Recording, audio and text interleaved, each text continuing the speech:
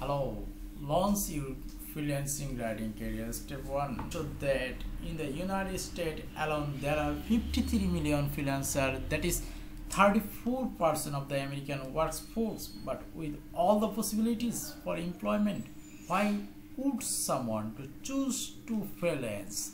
There are a number of reasons why people choose to freelance: to create for the tip more quickly, more control over your salary, being able to work when you choose to finally have the chance to do what you want to do, location independent work, and more. If you found yourself nodding at your skin and thinking, yeah, I want that, you are in luck. Over the next few days, you will be receiving 4-step launch reference to freelancing success, because they will allow you to avoid cheap labor, status, and move quickly to premium work. Some of those steps may come easier to you than others. Don't worry about that. We are all talented in different ways. The important thing is that you take the time and put in the work. Without further ado, here is step 1. Before you can start your freelancing writing career, you need to have an idea for it. Pull out a sheet of paper and let's start brainstorming. Define your why.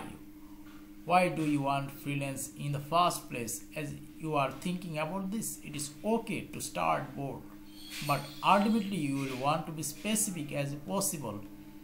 The more specific and personal your why is, the more likely you will be able to stay motivated to succeed. An example of a bad why: I want to earn money. An example of a good why: I want to earn an extra. I can pay off my student loan in 3 years. But being specific, you give yourself measurable goal that you can track your progress against. Once you have figured out your why, it is time to figure out what is it will take to achieve it. For most people, that will mean answering those questions. How much do I want to make? How much am I willing to work? Answering these two questions will tell you how much you will need to charge. If we take our good why, assuming those are 4 weeks in a month. But don't forget the hidden cost. As a freelancer, you have billable hour working on a client project and non-billable hour chasing leads, sharpening your skill, etc. If we assume that for every 1 hour spent working for a client, you spend 2 non-billable hours, your rate would actually end up being around 75 per billable hour. Don't worry if that feel out of the reach. 70 if you position yourself. Thank you very much.